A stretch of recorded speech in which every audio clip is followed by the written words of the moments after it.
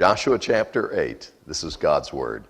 Then the Lord said to Joshua, "Do not be afraid. Do not be discouraged. Take the whole army with you and go up and attack Ai. For I have delivered into your hands the king of Ai, his people, his city, and his land. You shall do to Ai and its king as you did to Jericho and its king, except that you may carry off their plunder and livestock for yourselves. Set an ambush behind the city." So Joshua and the whole army moved out to attack Ai. He chose 30,000 of his best fighting men and set them out at night with these orders. Listen carefully. You are to set an ambush behind the city. Don't go very far from it. All of you be on the alert. I and those with me will advance on the city, and when the men come out against us, as they did before, we will flee from them. They will pursue us until we have lured them away from the city, for they will say they are running away from us as they did before. So when we flee from them, you are to rise up from ambush and take the city. The Lord your God will give it into your hand. When you have taken the city, set it on fire. Do what the Lord has commanded. See to it. You have my orders. Then Joshua sent them off. And they went to the place of ambush and lay in wait between Bethel and Ai, to the west of Ai. But Joshua spent that night with the people. Early the next morning, Joshua mustered his men, and he and the leaders of Israel marched before them to Ai. The entire force that was with him marched up and approached the city and arrived in front of it. They set up camp north of Ai with a valley between them and the city. Joshua had taken about 5,000 men and set them in ambush between Bethel and Ai, to the west of the city. They had the soldiers take up their positions, all those in the camp to the north of the city, and the ambush to the west of it. That night Joshua went into the valley. When the king of Ai saw this, he and all the men of the city hurried out early in the morning to meet Israel in battle at a certain place overlooking the Arabah. But he did not know that an ambush had been set against him behind the city. Joshua and all Israel let themselves be driven back before them, and they fled toward the desert. All the men of Ai were called to pursue them, and they pursued Joshua and were lured away from the city. Not a man remained in Ai or Bethel who did not go after Israel. They left the city open and went in pursuit of Israel. Then the Lord said to Joshua, "Hold out toward Ai the javelin that is in your hand, for into your hand I will deliver the city." So Joshua held out his javelin toward Ai. As soon as he did this, the men in ambush rose quickly from their position and rushed forward. They entered the city and captured it and quickly set it on fire. The men of Ai looked back and saw the smoke of the city rising against the sky, but they had no chance to escape in any direction, for the Israelites who had been fleeing toward the desert had turned back against their pursuers. For when Joshua and all Israel saw that the ambush had taken the city and that the smoke was going up from the city, they turned around and attacked the men of Ai. The men of the ambush also came out of the city against them, so that they were caught in the middle with Israelites on both sides. Israel cut them down, leaving them neither survivors nor fugitives. But they took the king of Ai alive and brought him to Joshua. When Israel had finished killing all the men of Ai in the fields and in the desert where they had chased them, and when every one of them had been put to the sword, all the Israelites returned to Ai and killed those who were in it. 12,000 men and women fell that day, all the people of Ai. For Joshua did not draw back the hand that held out his javelin until he had destroyed all who lived in Ai. But Israel did carry off for themselves the livestock and plunder of this city, as the Lord had instructed Joshua. So Joshua burned Ai and made it a permanent heap of ruins, a desolate place to this day. He hung the king of Ai on a tree and left him there until evening. At sunset, Joshua ordered them to take his body from the tree and throw it down at the entrance of the city gate. And they raised a large pile of rocks over it, which remains to this day. Then Joshua built on Mount Ebal an altar to the Lord, the God of Israel, as Moses, the servant of the Lord, had commanded the Israelites. He built it according to what is written in the book of the law of Moses, an altar of uncut stones on which no iron tool had been used. On it they offered to the Lord burnt offerings and sacrificed fellowship offerings. There, in the presence of the Israelites, Joshua copied on stones the law of Moses, which he had written. All Israel, aliens and citizens alike, with their elders, officials, and judges, were standing on both sides of the Ark of the Covenant of the Lord, facing those who carried it, the priests who were Levites. Half of the people stood in front of Mount Gerizim, and half of them in front of Mount Ebal, as Moses, the servant of the Lord, had formerly commanded when he gave them instructions to bless the people of Israel. Afterward, Joshua read all the words of the law, the blessings and the curses, just as it is written in the book of the law. There was not a word of all that Moses had commanded that Joshua did not read to the whole assembly of Israel, including the women and children and the aliens who lived among them. May God add his blessing to this reading from his holy word. Well, it's an awful lot of bloodshed. That's a lot of people getting killed, thousands of people. And it included everybody. Is that really okay? Yes. Well, why is that okay? I mean, today, if we heard about that in the news where a military group went into a city and killed everybody, men, women, and children, I mean, they're all killed, we'd say that's an atrocity. That's horrible. That's terrible. And we'd be right. So what makes it okay here? Well, back the tape up a little bit. Do you remember a fellow by the name of Noah? Do you remember him? Remember Noah? God looked and he saw that the wickedness of people on earth was so great that he decided to wipe out everybody except Noah and his family and start over again. Now, please notice, Noah did not decide that the wickedness of everybody on earth was so great that he was going to turn on the waterworks and flood all his neighbors. Okay? The destruction in Noah's day was God's doing. It was God's judgment. And God has a right to take life, because God is the creator of life. There would be no such thing as life if it were not for God creating life. So when God says, your time is up, guess what? Your time is up. I don't care if the doctor just said, you're in great shape. You may be in great shape. But a piano can fall on your head. All right? And then you won't be in such great shape anymore. Okay? You may be in excellent physical condition until after the plane ride, at which point a blood clot has formed and you're gone. Winking at someone who recently had a long plane ride and was concerned about blood clots. You could have been told by the doctor, we have done all the tests and we don't find anything wrong with you. And it's just because the doctor isn't God. God's decided to take you out. It's your time. On the other hand, the doctors can look at you and say, I am so sorry. There's nothing more we can do. You need to put your affairs in order, because I think at most you have about 4 months. And 20 years later, you're still doing well.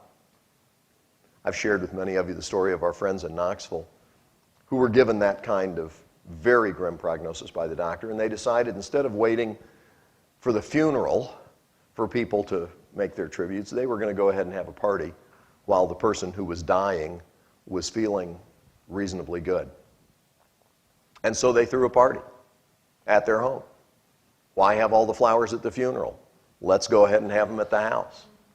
So they had flowers, they had it catered, their friends came, they had a guest book just like you do at a funeral, and people came and they signed the guest book, and it was a wonderful time. It was a great time. Years later, the person who was supposed to be dying is still living, and as I recall, over half the people who signed the guest book are dead. Okay? Why? Because God is in charge. God is the one who decides if you're going to live and how long. So if the Israelites had decided, hey, Ai looks like a pretty cool place, we're just going to go in there and wipe those people out because we want their stuff, that would be an atrocity. That would be evil. But in this case, Israel was acting as God's instrument of vengeance to destroy his enemies. Enemies of God. People who had said in response to what they knew of right and wrong, I want to do what I want to do. I'm going to be my own boss. I'm going to do it my way. I'm going to have what I want. Nobody's going to tell me what to do. I don't care. I'm doing this.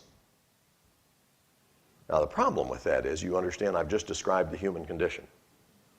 I've just described the human heart. That is our bent by nature. We want what we want, the way we want it, when we want it. And we will use whatever we have to use, whether it's, hi, could you please get that for me? Or whether it's, get that for me. You will do it or I will make you pay. Whether we try to bully our way through or coerce our way through with wiles. Whatever our approach, it's still the same thing, and that is, I'm going to get what I want, and I will do what it takes in order to get you to serve my desires. That's the human condition. And as a result of that wickedness, trying to put ourselves in the place of God, we all deserve to die. So when God decides to take some people out, whether it's in the time of Noah or here at the city of Ai, none of us has a right to say, hey, that's not fair. It's not okay if we decide to do that to each other. It is totally legitimate when God, the ruler of the universe, says, time's up. Those people are done. Is that clear? That's what's going on here. This is not the Israelites going in and ruthlessly conducting conquest of the land. When the Israelites tried in their own strength to defeat the city of Ai, the Israelites lost. Because God, remember the last chapter?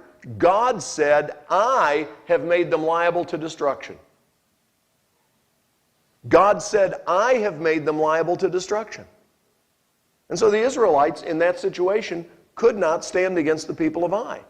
Now, Israel has repented. They've done what God said needed to be done regarding Achan and his family and the things that had been taken that were to be devoted to God for destruction. Now that they've obeyed God and those things have been destroyed and Achan and his family have been destroyed, now that that's happened, God says, okay, now I've delivered Ai into your hand. So, he starts out by saying, do not be afraid, do not be discouraged.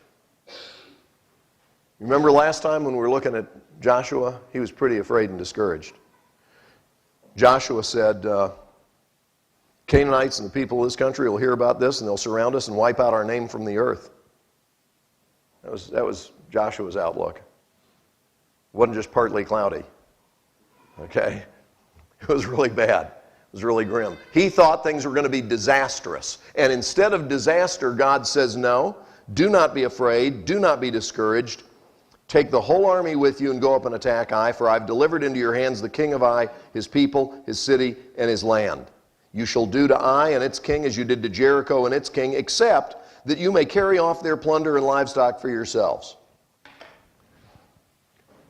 Why couldn't we do that at Jericho? God says, because I said not. Well, why is it okay to do it now? Because I said you may. God, I would appreciate it if you would just make up your mind. Just give us a rule list, okay? Can we take plunder or not take plunder? God says, I want you to have a relationship with me, not just a list of rules. Did you know that God doesn't tell everybody the same thing on every situation? Okay? He doesn't. God repeatedly, Old and New Testament, says these people can do this. You can't do that. Well, why do I get to do it? Because I told them they could and I told you not to.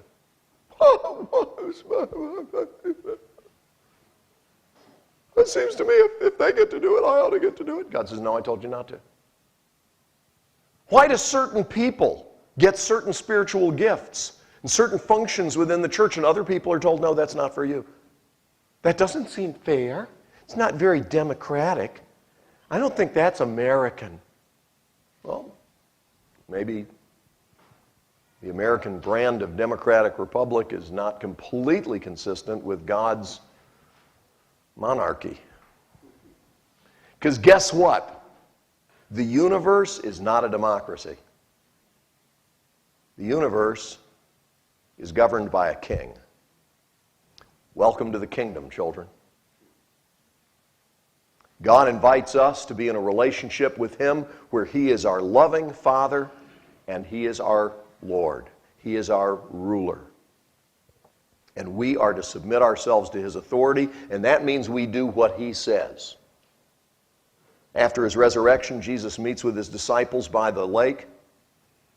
They have breakfast together. And then Jesus goes for a walk with Peter. John's tagging along behind. John wants to hear what's happening because he's writing a book called The Gospel of John. Okay? It's going to be a bestseller. It really is. Okay? And so John's following along. Jesus is walking with Peter. Jesus asks him a series of questions, talks with him about his future. And Peter says, "What about him?" Jesus says, "What is that to you? Even if I want him to live until I return, what is that to you?" John says on the basis of that, some people thought that he was going to live until Jesus returned. But he says, but that's not what Jesus said. What Jesus said is, what is that to you? But you see, we still have trouble with that because we're like Peter. We know what God told us. We want to be sure that is for him too. Okay. I mean, I know what you told me, but now I want to be sure I've got the rules for everybody else. I want you to see, you're going to see it over and over and over in Scripture. God says, go in here, do this, do it this way, and you may not take any of the plunder. The very next city they conquer, God says, go into this place, do it this way, and you may take plunder. Sometimes you can take plunder, sometimes you may not take plunder. How do we know? Ask God. God wants us in relationship with Him, in communication with Him, in dependence on Him, in obedience to Him. God wants us to walk with Him. Now let me tell you something. God will never, ever, ever contradict Himself. God will never contradict Himself. I don't have to pray about whether or not it's okay for me to commit adultery. Okay. Well, I know in the Bible it says, we're not supposed to commit adultery. But I was thinking, Pastor Wood says we're not supposed to just go by rules. We're supposed to have a relationship. No, God doesn't say, generally speaking, adultery is not a good thing. God forbids adultery, period. Okay? That's not one of those things that changes from time to time. Plunder, on the other hand, that's a variable. So you got to stay in the Word, know what God says, and realize there are some areas where God will allow this person to do this, but not this person. God will allow this person to do this on this occasion, but not on this occasion. And you just walk with Him in obedience to Him. Is that clear? Okay. So, He says, don't be afraid. Don't be discouraged. Take the whole army. This is one more thing. God says, take the whole army. God could easily have said, as He would do with Gideon, I only want you to take 300 men. Okay, last time He sent 3,000, they got defeated. This time, I'm going to give you a victory with 300 guys. Now, if I were writing the script, if I was, kind of the storyline consultant here, meeting with the movie producer, I would say, I think it'd be a really cool thing. I know God does this sometimes. I think it'd be really cool. This would be a great moment for this. Let's just send 300 guys up there, and using those 300 guys, defeat the city of Ai. I think that would be really cool. And I know, with God's power, we can do that. I mean, that's absolutely doable. Well, it is absolutely doable, but it's not what God chose to do in this situation. And as I wonder why, I think maybe in part because he's having to say to Joshua here at the beginning, do not be afraid, do not be discouraged. And so he lets him take the whole army with him. Take the whole army, okay? Go ahead and go. Here's what we're going to do. And he gives him a strategy, and the strategy is military intelligence. It's brilliant, okay? He says, we're going to do an ambush. Look at verse 2, the last phrase. Set an ambush behind the city. Joshua didn't say what's an ambush. He knew what an ambush was. But the strategy comes from the Lord. The Lord tells him, you're going to set some of the guys over here. You guys are going to go here. You're going to lure the people away. They're going to come out after you. Then these guys are going to go in. They're going to set the city on fire. And then you're going to have the enemy army sandwiched between two divisions of your army. I mean, that's good. For thousands of years, that strategy has been very, very effective. It's been used all around the world by various armies. It's a good strategy. An ambush. I didn't think that we were supposed to do anything that involved, like tricking people and causing people to, think one thing and then it turns out that we yell surprise. I didn't think that was nice. Well, let me explain. This is not a birthday party. Okay? This is God sending in an army to destroy the enemies of the Lord. So we don't have to be nice. And God is the one who gave them the strategy, said, do it this way. It would be wrong not to do it that way. So they did what God told them to do. And it was very effective. We read the story. We see how it worked. Please notice verse 8. Joshua's instruction, when he tells them what to do, he says, do what the Lord has commanded.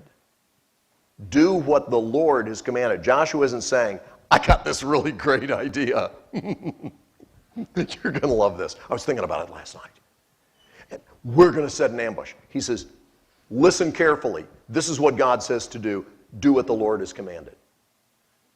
Do you know the smartest thing you can ever do? Do what the Lord has commanded. Most intelligent thing you can ever do in your life is to obey God. There is no such thing as smarter than that. Do what the Lord has commanded. Verse 18. Then the Lord said to Joshua, hold out toward Ai the javelin that is in your hand, for into your hand I'll deliver the city. So Joshua held out his javelin toward Ai, and as soon as he did this, the men in the ambush rose quickly from their position and rushed forward. They entered the city and captured it and quickly set it on fire. Please notice this.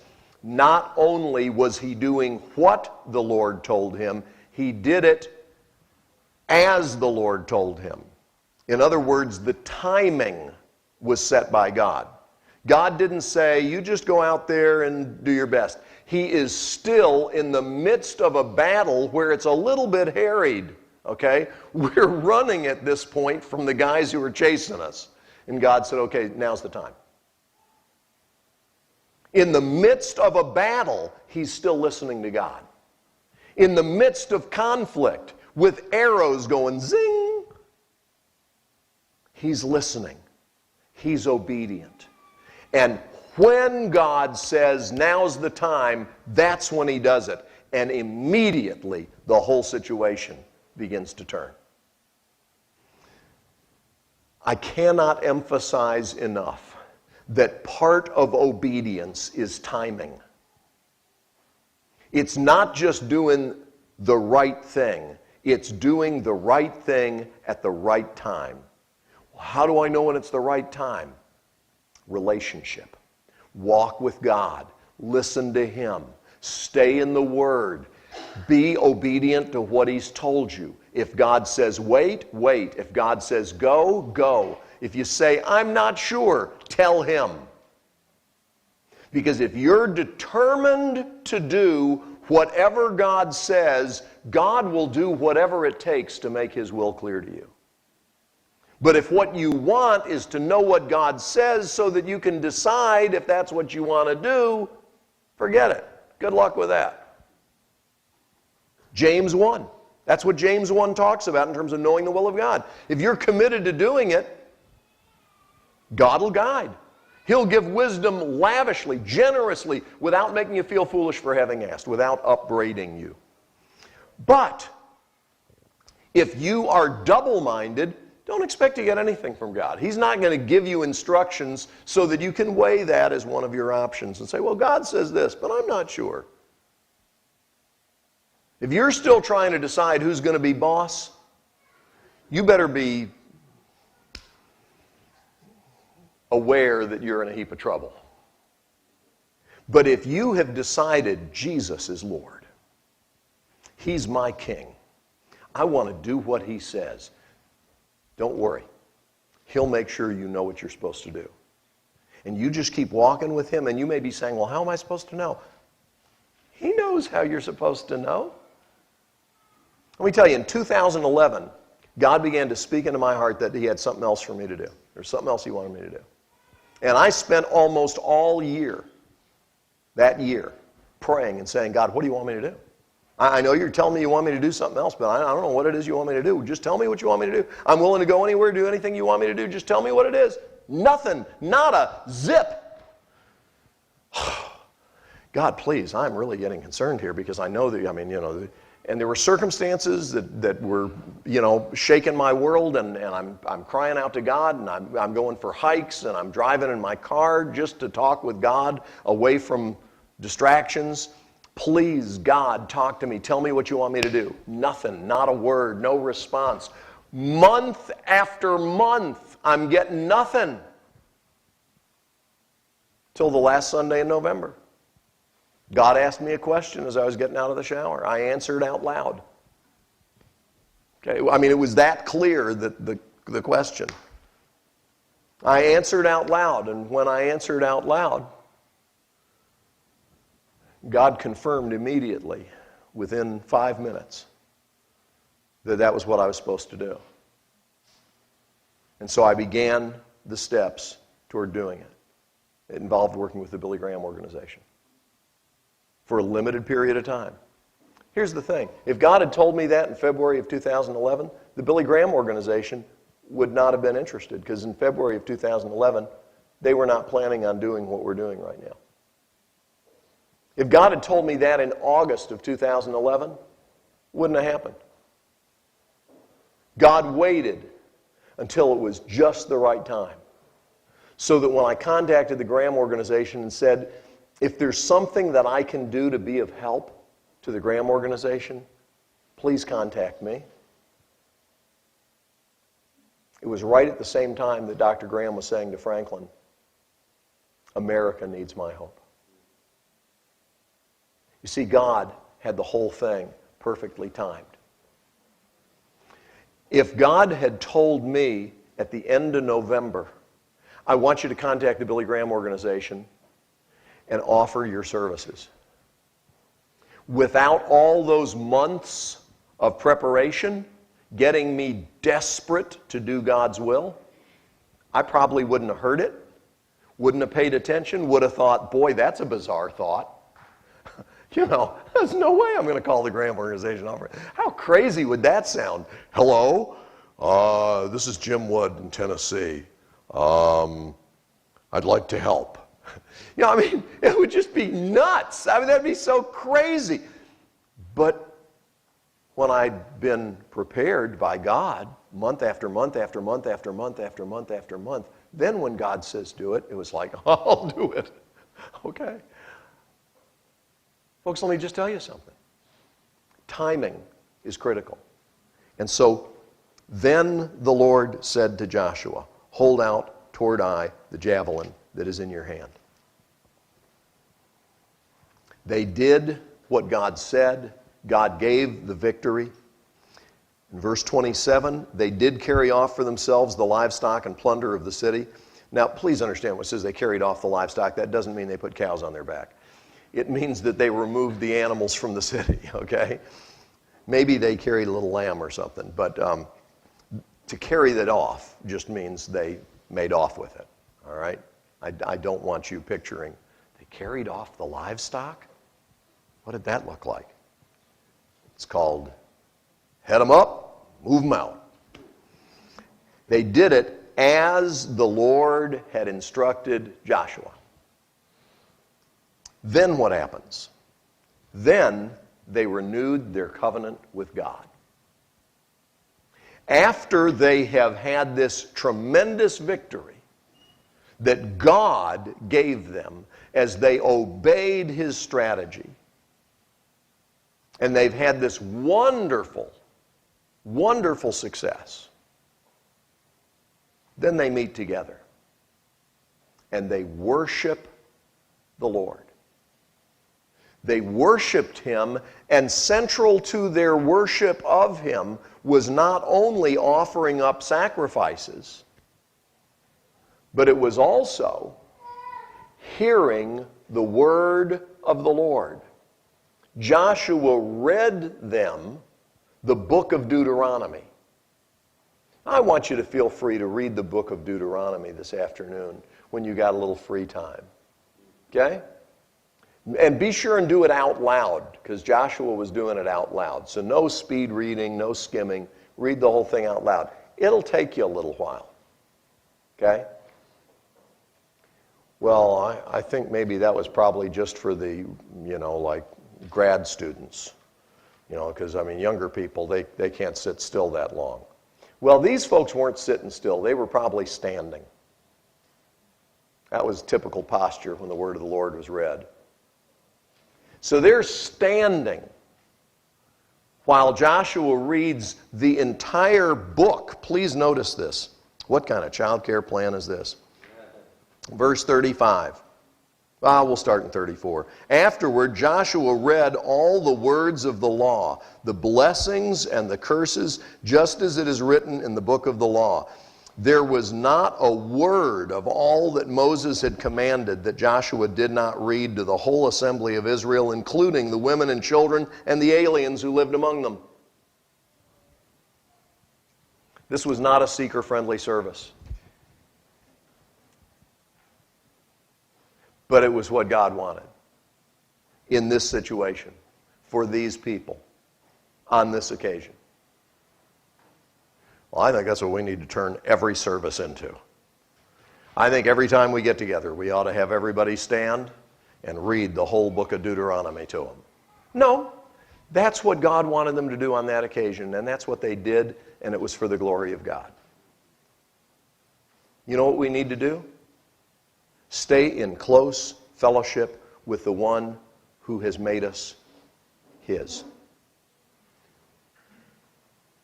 Build that relationship through obedience. And as we do what God says, it will be absolutely amazing how God blesses. God will not tell everybody to do the same thing at all times in all situations. God won't even tell us to do the same thing all the time in every situation. There are some things that God has said that are for all of us all the time. There are other things where God will say, I want you to do this, I want you to do this, I want you to do this, and I want you to do this. And that's fine. Why does that person get to do that? Because they're doing what I told them to do. You and I need to be obedient to what God has told us and not presume that God tells everybody the same thing. But please understand, folks, when God says something, He means it, and we need to obey.